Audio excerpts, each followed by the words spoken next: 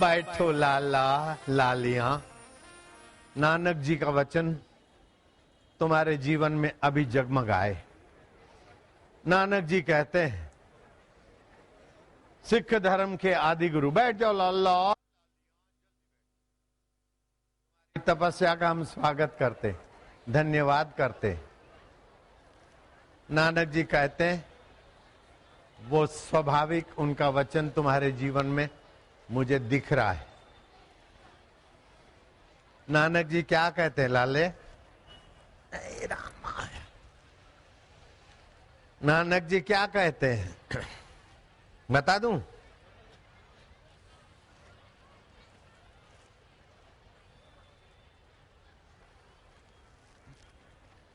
नानक ओ मोए सतगुरु भावे, बोलो नानक ओ मोए सतगुरु भावे।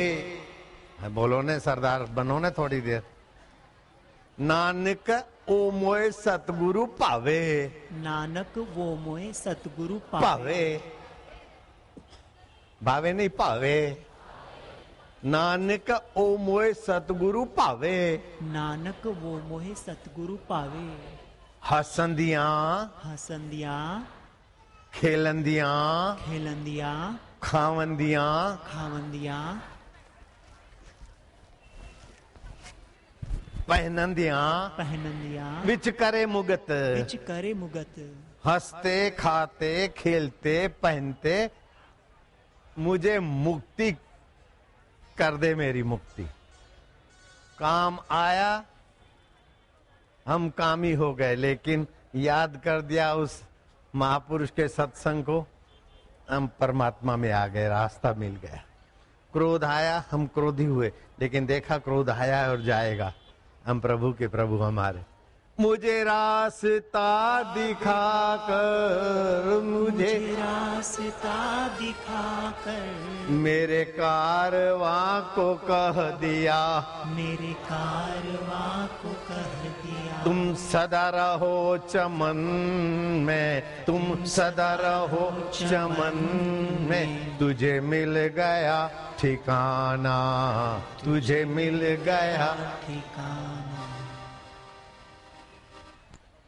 जब तक ठिकाना नहीं मिलता तब तक जीव कितना भी कुछ करता है, भय दुख चिंता और जन्म मरण नहीं जाता, लेकिन कामिल सतगुरु मिल जाते हैं, वेद व्यास जी का प्रसाद समझ में आ जाता है तो ठिकाना मिल जाता है। हंसते खेलते खाते पहनते परमात्मा के रस में हम रसवान हो जाते हैं तो जन्म मरण से मुक्त हो जाते हैं। मुक्ति कोई परिश्रम का फल नहीं है, मुक्ति कोई आलस का फल नहीं है, मुक्ति कोई महंगाई या सस्ताई का फल नहीं है। मुक्ति बस रहनुमा हो सही और चलने वाला हो भाई, हो गया काम। कोई रास्ता ढूंढता और कोई रास्ता दिखाने वाला हो, बस हो गया ना काम। देर नहीं है, दुर्लभ नहीं है, परे नहीं है, पराया नहीं है।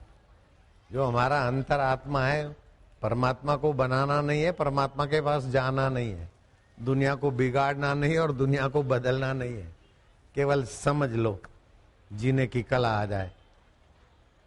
4 साधु थे, एक था नाथ संप्रदाय का आलोक निरंजन, दूसरा था वैष्णव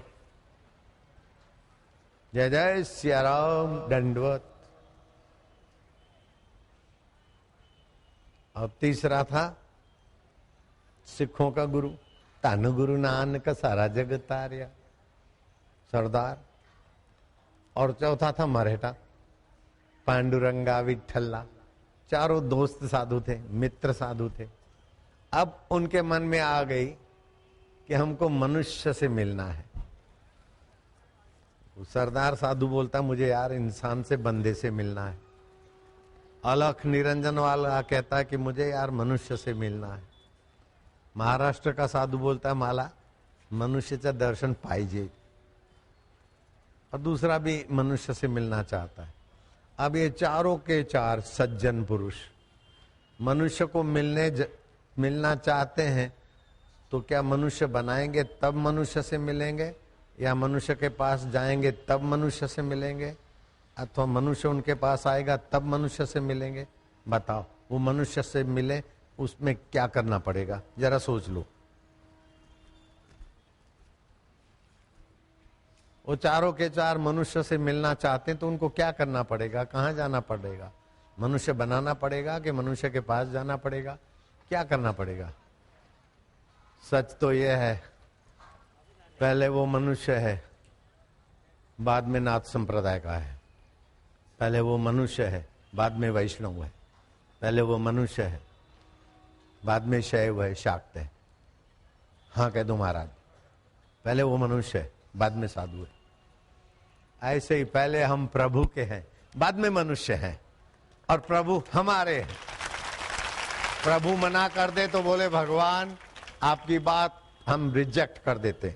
भगवान बोलते आप हमारे नहीं हो तो बोले प्रभु हम आपकी बात का सविनय विरोध करते। भगवान खुश हो जाएंगे, गले लगाएंगे। हम भगवान के थे, हैं और रहेंगे, इस बात को भगवान भी नहीं काट सकते। और भगवान के होकर भगवान का भजन करो, 95% तो तुम्हारा रास्ता तय हो गया।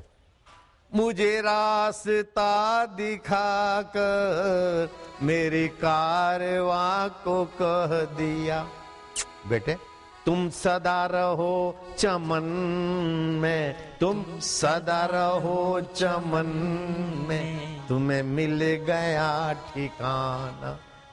ये बाहर कैसी आई, सत्संग को साथ लाई। सत्संग मिल गया, बस हो गया। युद्ध का मैदान है, अर्जुन को कुछ नहीं सूझता है, भगवान साथ में है, फिर भी अर्जुन का दुख नहीं मिटता। लेकिन सत्संग मिल गया, अर्जुन के जीवन में बाहर आ गई। शबरी भीलन के जीवन में सत्संग मिल गया, बाहर आ गई। सुखदेव जी महाराज की कृपा से परीक्षित को सत्संग मिल गया, बाहर आ गई। आज भी तो बाहर है छत्तीसगढ़ में, और छत्तीसगढ़ का अतिथि बाबा हूं। सरकार ने मुझे अतिथि घोषित किया, मेहमान, सरकार का मेहमान हूं। सरकार की गाड़ियां सेवा में है, सरकारी लोग भी सेवा में है, तो ये बाहर कैसी आए? धूप है क्या, गड़बड़ी है क्या? ये बाहर कैसी आई, ये बाहर कैसी आई, उत्तर है ये बाहर ऐसी आई, ये बाहर ऐसी आई, मेरे साईं को साथ लाई। मेरे साईं को साथ लाई। मैं सदा रहूं चमन में, मैं सदा रहूं चमन में, मुझे मिल गया ठिकाना, मुझे मिल गया ठिकाना। मुझे रास्ता दिखा कर, मुझे रास्ता दिखाकर मेरी कारवां को कह दिया, मेरे कारवां को कह दिया। तुम सदा रहो चमन में, तुम सदा रहो चमन में, तुम्हें मिल गया ठिकाना, तुम्हें मिल गया ठिकाना।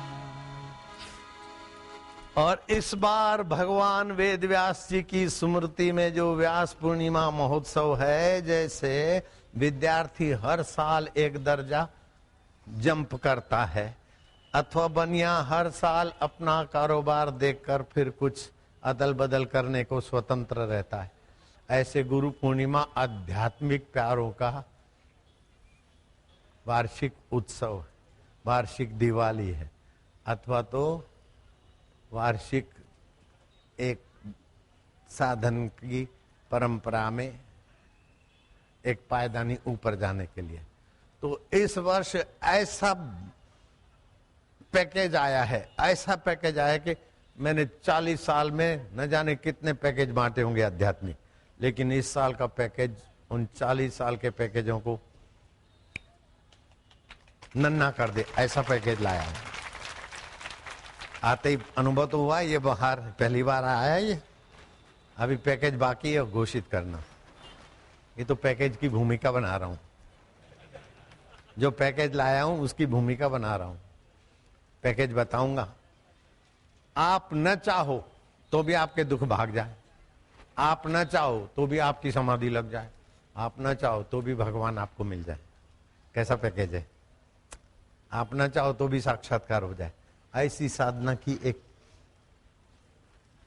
अद्भुत कुंजी लाया हूं, पैकेज लाया हूं, और आपको उसमें कुछ करना नहीं है।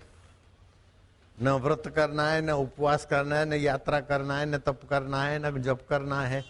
केवल रात को सोते तो हो ही, बस सोते समय जिसको जो देना है उसको दे दो, और जिसको जैसा चिपकना उसको चिपक लो, बस हो गया। क्या देना है किसको? शरीर में पृथ्वी तत्व है, पृथ्वी तत्व पृथ्वी ले तेरा, जल तत्व जल तेरा, वायु वायु तेरा, आकाश आकाश तेरा, अग्नि तत्व अग्नि तेरा। सब दे दिया तो क्या रहा बाकी तुम्हारे पास? तुम ही रहे। तो तुम किसके हो? जिसके हो लो भाई तुम, बस हो गया काम। दुल्हा दुल्हन मिल गए, फीकी पड़ी भरात, जयराम जी बोलना पड़ेगा। हरि ओम ओम ओम ओम ओम ओम ओम ओम ओम ओम। जीव वहां तो दुल्हा दुल्हन होता है ना, दुल्हा दुल्हन में तो स्त्री पुरुष का भेद होता है। यहाँ जीव ब्रह्म में स्त्री पुरुष का भेद भी नहीं है। दुल्हा दुल्हन में तो मर के अलग भी होते हैं, बीच बीच में ज्वालामुखी फूटते हैं। यहाँ जीवात्मा परमात्मा में अलगाव भी नहीं है, ज्वालामुखी भी नहीं। जैसे घड़े का आकाश महाकाश में मिल गया, अलगाव था क्या? पहले ही नहीं था, खाली अपने को घड़ा मानने की बेवकूफी हट गई तो अभी मिले मिलाए हैं। फेरे फिरने की जरूरत ही नहीं है। बिन फेरे हम तेरे, बिन फेरे हम तेरे बनेंगे नहीं, थे हैं, और तू उनको तोड़ नहीं सकता। मेरे रांझा, मेरे राजन, मुझे साईं सच्चा, मुझे पीरन जा पीर, मुझे साईं तपीरन जो पीरवा, मुझे साईं तपीरन जो पीर, जंजी संगत बिखंड ऐं खीर आ, बराई में न मौज मचे, बराही में न मौज मुझे, न डरते।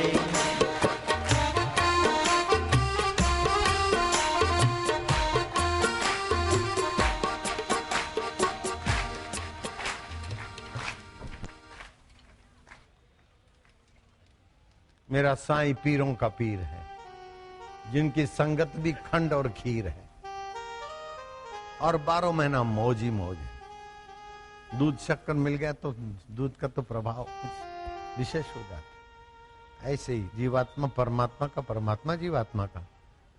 दुख मुसीबत चिंता को खोजो तो दिखेगी पहले जैसी, लेकिन अब उसकी वजूद चली गई।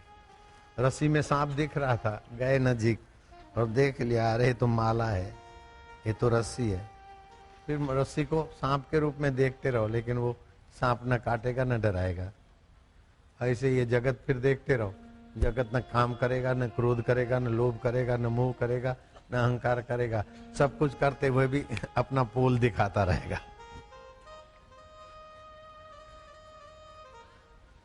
जगत क्या परिवर्तन, नश्वरता जान लिया, और भगवान का अपरिवर्तनता और शाश्वतता जान लिया, संसार में जीने का मजा आएगा। आप रंगमंच पे एक गरीब होकर आक्रांत करते हो, ए माई बाप 4 दिन का भूखा हूं, कुछ मिल जाए। बेटे बच्चे सब ऐसे लुफंगे हो गए, घर से निकाल दिया है। 4 दिन हो गए, चाय का चुल्लू नहीं पिया, पानी का बूंद नहीं पिया, माई बाप मर गया हूं। ऐसे आक्रांत करते हुए रंगमंच पे आप अभिनय करते हो दुख का। क्या उस समय आप दुखी होते हो क्या? नहीं।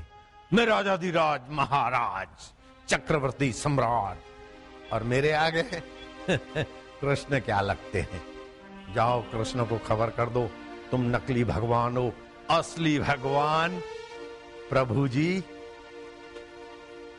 असली भगवान मैं हूं, साक्षात पौंडरिक, पुंडरीकाक्ष भगवान का अवतार मैं हूं। कृष्ण तुम झूठे भगवान हो, मैं सच्चा भगवान। पौंडरिक का पाठ अदा करने वाला क्या पाप का भागी होगा? कभी नहीं। लोगों का मनोरंजन करने वाला, पुण्य का, इनाम का, यश का भागी हो। बिहार में पौंडरिक नाम का राजा हुआ। वो ऐसा बुद्धू कि उसके प्रशंसा करे और वो सब सच माने। जैसे नारायण के चेले चपाटे, भगवान हमने तो शादी की, प्रण किया कि हम दोनों अलग रहेंगे, पति पत्नी नहीं, भाई बहन की तरह रहेंगे। तो पिछले इतने साल से हम भाई बहन तरह रहते हैं और आपने एक दिन फल दिया था, उसी फल का ये बच्चा फलित हुआ है। मतलब आपस में काला मुंह नहीं किया है हमने और ऐसे ही बच्चा हो गया है। नारायण साईं की प्रशंसा करने वाले नारायण साईं को प्यारे लगे, वो बड़े खुश हो गए। मैंने फल दिया था प्रसाद का, उसी से हुआ। बोले हाँ प्रभु, हम भाई बहन के तरह रहते हैं, राम जादे नारायण को पटाते हैं। लेकिन नारायण भोला, उनकी बातों में आ गया। भोला तो है लेकिन मेरा भगत भी है। बोले मेरे साईं को जरा बता देना ताकि साईं खुश हो जाएंगे। वो मेरे पास ले आए बच्चा। साईं, नारायण साईं को तो हमने निवेदन कर दिया है, उन्होंने कहा है कि बापूजी को दिखाना। नारायण साईं ने हमको फल दिया है, हम आपस में अलग रहते हैं भाई बहन की तरह। ये नारायण साईं के फल का प्रसाद है। उन्होंने सोचा कि नारायण साईं तो इम्प्रेस हो गए, अब बापूजी भी इम्प्रेस हो जाएंगे। मेरे को इम्प्रेस करने के लिए 10 जन्म तू और 10 जन्म नारायण ले। इम्प्रेस होने वाला नहीं, मैं लीलाशाह बापू का चेला हूं। मैं क्या अच्छा ऐसे ही? बोले हाँ। मैं क्या तुम भाई बहन की तरह रहते हो? बोले हाँ प्रभु जी। लड़की का नाम श्वेता था, पंजाबी थी, देखने में जरा टिप टाप थे पति पत्नी, और पंजाबी थे, पंजाबी के डू करे देख। और फिर नारायण को बबलू बनाने में सफल हुए तो उनका भी कुछ दम था। तो मैं तुरंत पोल काय को खोलता हूँ, मैं भी चुप रहा। मैं भी नारायण का तो बाप लगता हूँ, उनका गुरु लगता हूँ। मैं क्या, वाह बढ़िया है, बढ़िया है। आप समझ गए? फिर ऐसे लोगों ने कहा प्रभु जी हम आ रहे थे, गाड़ी में पेट्रोल खत्म, क्या करें? आपको याद किया, एक बोतल मिनरल वाटर डाल दिया, गाड़ी चलाई, आप तक पहुंच गए। मैं क्या, वाह वाह। अरे ओम ओम ओम ओम ओम ओम, मजा लो और क्या करोगे? कोई बुद्धू बनाता है तो आप बुद्धू बनो नहीं, भगवान के भक्त बनो, और क्या करना है? ये बाहर कैसी आई मेरे साईं को साथ, मैं सदा रहूं चमन में, मैं सदा रहूं चमन, मुझे मिल गया ठिकाना, मुझे मिल गया ठिकाना। ये यहाँ के छत्तीसगढ़ के मुख्यमंत्री से मैं ये गवाऊंगा, आज आने वाले हैं लगभग। तो रेलगाड़ी चलाऊंगा और मेरे भक्तों ने देखा कि रेलगाड़ी में बापूजी प्रसाद बांटते, टॉफियां फेंकते हैं। अब टॉफियां लेने वाले हजारों लाखों आदमी और बापू का एक हाथ, कंधा दुख जाता होगा। हमारे बच्चों ने एक मशीन बनाई, मशीन में डालूंगा टॉफियां, धड़ धड़ धड़ धड़ धड़ धड़ धड़ धड़ धड़, जैसे कारतूस चलते हैं ना, वो तो थोड़े थोड़े चलते हैं, एक मशीन कारतूस की चलाते, उससे भी तेज गोलियां। आज ऐसी प्रसादी बांटूंगा, मशीन में टॉफियां डालूंगा, धड़ धड़ धड़ धड़ धड़ धड़ धड़, दूर दूर तक जाती है। लेकिन खबर और भी है, लेकिन इस ब्रेक के बाद। नारायण हरि नानक ओमोय सतगुरु भावे, बोलो ओमय सतगुरु पावे, भावे नहीं पावे। नानक ओमोय सतगुरु पावे, नानक ओमय सतगुरु पावे। आप हो गए सरदार। हसंदियां हसंदियां खेलंदियां खेलंदियां खावंदियां खावंदियां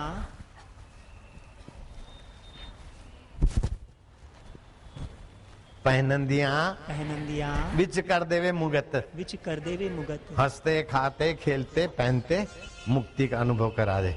नागा बाबा बनने की जरूरत ही नहीं पड़ती, नंगे पैर यात्रा करने की जरूरत ही नहीं पड़ती।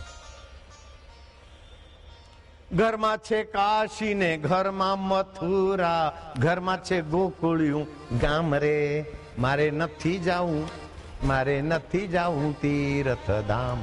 अपने दिल में ही दिल भर देखा तो काबे में सिजदा कौन करे? अपने दिल में ही दिल भर का नूर देखा तो मंदिर की सीढ़ियां कौन चढ़े? दिले मंदिर पहुंच गए, एक काबले मंजिले, तू मंजिल किधर देखता है? दिल ही तेरी मंजिल है, तू अपनी दिल की ओर देख। रात को सीधे सो गए, ठीक है? सोते तो हो ना, पश्चिम के तरफ सिर करके सोओगे तो चिंता पीछा नहीं छोड़ेगी, उत्तर के तरफ सिर करके सोओगे तो बीमारी और अकाल मृत्यु का खतरा पीछे लगा रहेगा। पूरब के तरफ या तो उत्तर के या तो दक्षिण के तरफ, दक्षिण के तरफ सोओगे तो रोजी रोटी में बरकत रहेगी, और पूर्व के तरफ सोओगे तो आनंद और ज्ञान में बढ़ोतरी होगी। मैं दोनों तरफ सोता हूँ, कभी पश्चिम कभी दक्षिण कभी पूर्व, जैसे बच्चे लगा देते हैं, ठीक है। राजा की फौज बापू की मौज, बापू की मौज नहीं, बापू के सेवकों की मौज। जिधर को सिराना कर दे, दक्षिण को कर दे तो दक्षिण से, पूर्व को कर दे तो पूर्व, ठीक है? आप समझ गए? या तो पूर्व या तो दक्षिण सिराना, बरकत भी हो और ज्ञान भी हो, दोनों हो। क्या है, खाली पूरब सोएंगे काय को, दक्षिण भी सो लेंगे, खाली दक्षिण सोएंगे काय को, पूरब भी सोएंगे, ठीक है? पूरे हैं वे मर्द जो हर हाल में खुश है। तो पौंडरिक ऐसा बुद्धू था, नारायण तो इतना बुद्धू नहीं है, पौंडरिक जितना तो नहीं है, समझी जाओ। पौंडरिक जितना नारायण बुद्धू नहीं है, लेकिन पौंडरिक ने बुद्धू लोगों के लिए इतिहास रच डाला। श्रीमद् भागवत की कथा कह रहा हूं आपको, भगवान वेद व्यास जी जिसके रचयिता है, जिनके सम्मान में ये उत्सव हो रहा है। पौंडरिक ने श्री कृष्ण को संदेशा भेजा कि श्री कृष्ण तुम श्रीवीरी कुछ नहीं लगते हो, श्री पौंडरिक भगवान ही कृष्ण का अवतार है, धरती पर भार उतारने के लिए मैं ही आया हूं, मैं वासुदेव का अवतार हूं। और उस मूर्ख ने क्या किया, 2 हाथ और बनवा लिए थे नकली। जय जय सिया राम, बाबा को हंसी आती। एक हाथ में गदा, दूसरे हाथ में सुदर्शन, और 2 अपने हाथ थे शंख और कमल। वो जब भी सिंहासन पर बैठे तो चतुर्भुजी नारायण होके बैठे। श्री कृष्ण तो कभी कभी चतुर्भुजी होते थे, वो तो रोज चतुर्भुजी होके बैठता था। बोले तुम कभी कभी चतुर्भुजी होके बैठते हो, तुम नकली हो, असली मैं हूं। अगर तुम्हें प्राण प्यारे हैं तो ये शंख, ये चक्र और गदा छोड़ दो, तो मैं तुम्हें माफ कर सकता हूं, वरना युद्ध के लिए तैयार हो जाओ। प्राण बचाने हो तो मेरे सामने सुदर्शन और गदा छोड़ दो। कोई मेरे को चिट्ठी लिख के भेजे कि आशाराम बापू मैं असली हूं और तुम नकली हो, अगर तुमको प्राण बचाने हैं तो ये धोती कुर्ता ये वो सब छोड़ दो और ऐसे ऐसे रहो, तो मैं तुम्हें माफ करूंगा, वरना मौत की घड़ियां तुम गिनते जाओ। तो मुझे उसके हाथ संदेशा सुनकर क्या भय होगा कि हंसी आएगी? हंसी आएगी। तो कृष्ण तो खूब हंसे, वो तो आनंद स्वरूप थे, बड़े मजे से हंसे। साकेती भी हंसी न रोक सका, कृतवर्मा भी खूब हंसा, बलराम और औधव भी चुप कैसे रहे, सारे के सारे खूब हंसे। बिहार का नरेश, उनका संदेश आया है। अब संदेशा लाने वाला तो बेचारा अनुचर था, उसको तो दंड देना नहीं। बिहार में इनार प्रांत का वो राजा था, काशी नरेश के साथ उसकी दोस्ती थी। श्री कृष्ण ने कहा कि जाओ इनार नरेश को, भगवान पौंडरिक को कह दो कि मैं हथियार तुम्हारे सामने त्यागने को तैयार हूं।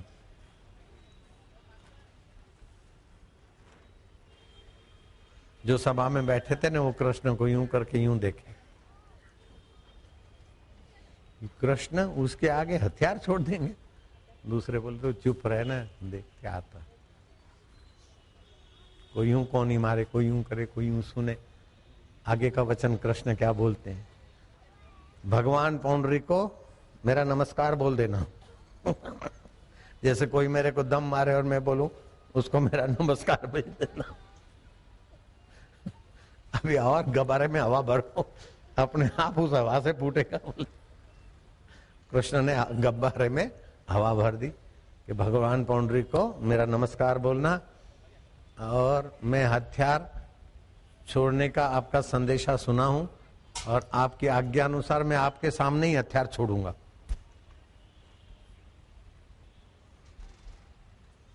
दो ही तो हथियार छुड़वाते हो, एक तो गदा और दूसरा सुदर्शन, वो आपके सामने ही छोड़ूंगा। लोग बोले हद हो गई, कृष्ण गदा और सुदर्शन छोड़ देंगे, चतुर्भुजी बनना छोड़ देंगे। दूसरे ने कहा पागल हुए हो, तुम देखते रहो।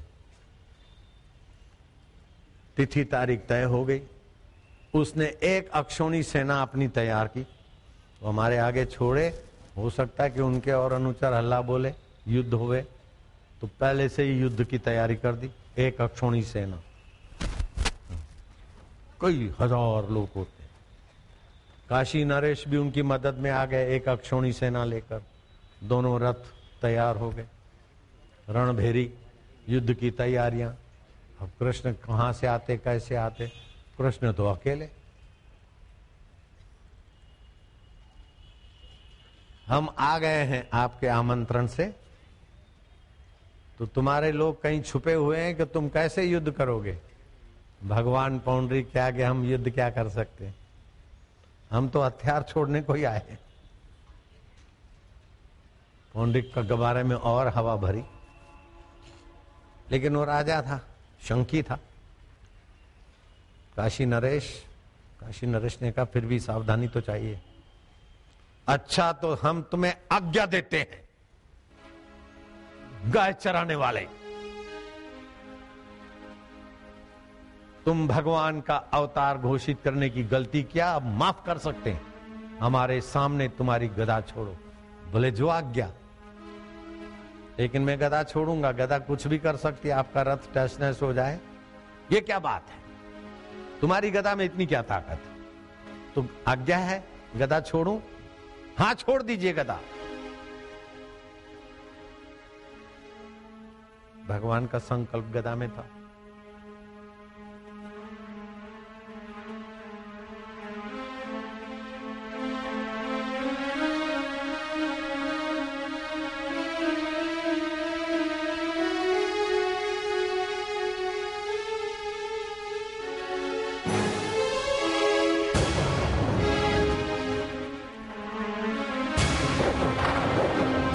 रथों पर गदा चलने लगे, धार धार धार धार धार। रथ की क्या ताकत, रथ तैश नैश दोनों धरती पे आ गए, लेकिन लाइट नहीं हुई। क्या बात है, पौंडरी को लाइट नहीं हुई, काशी नरेश को लाइट नहीं हुई। समझते ना, लाइट नहीं हुई। क्या गदा से मान जाते, रथ गया, जान बस शांति कर लेते। कृष्ण ये क्या किया तुमने? जो हुआ, रथ हम दूसरा बनवा लेंगे, तुम्हारा सुदर्शन भी छोड़ो। बोले देखना फिर।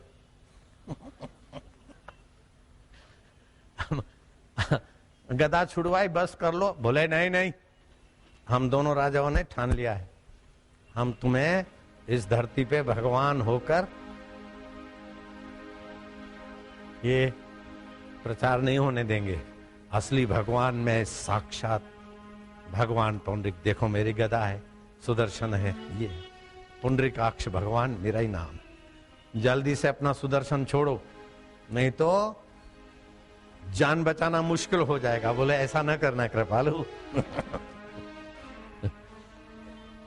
वो कृष्ण को दम मार रहा है। नकली राजा पुंडरीक कृष्ण बन गया था, भगवान बन गया था। और असली भगवान कृष्ण द्वारका से गए थे उसके पास, कुछ लेके नहीं गए थे। और वो उसने अपनी द्वार, अपने ही बिहार में जहां प्रांत का राजा था, वहां अपना एक अक्षौणी सेना उसकी थी, एक अक्षौणी काशी नरेश तैयार भेड़े थे। और कृष्ण तो ऐसे ही खड़े। गदा छोड़ दी, हमारे रथ तो गए, लेकिन तुम गदा रहित हो गए। गदा का तुम चलो कोई बात नहीं जो हुआ, अब तुम्हारा सुदर्शन छोड़ दो जल्दी से।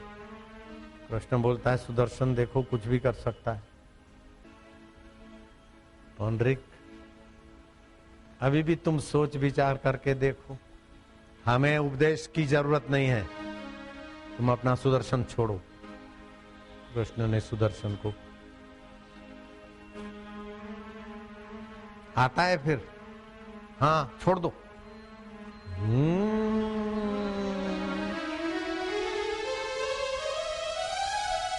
एक सिर कट गया काशी नरेश, पौंडरिक का सिर कट गया। कृष्ण बोला अच्छा चलो, जहान से मुक्ति हो गई, मेरे धाम में जाओ बच्चे। इतना सेना का सिर क्यों काटूंगा, अपराधी तुम दो हो, इन बेचारों का खून क्यों बहाऊंगा। पौंडरिक और उस जमाने का काशी नरेश, सिर कट गया। कृष्ण वापस आ गए। अब एक सवाल उठता है कि भगवान तो भगवान है, दयालु है।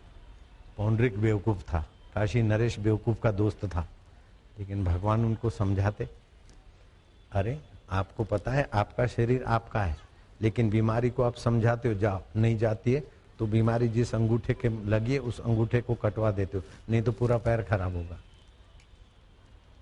पैर कटवा देते हो, नहीं तो पूरी जान जाएगी, पूरी समाज जाएगी। इसीलिए कृष्ण ने ऑपरेशन करके देखा कि जो खुशामद खोरों के चक्कर में आ गया वो लोगों का भला क्या करेगा। वो राज करने के काबिल नहीं है, लोगों को उपदेश देने के काबिल खुशामद खोर नहीं होता, बधुआई गई हो मां। इसलिए इनका शरीर ये छोड़कर नई यात्रा करेंगे बेचारे। ये भी कृष्ण की कृपा है। पौंडरिक की बेवकूफी से कृष्ण को ऑपरेशन करना पड़ा।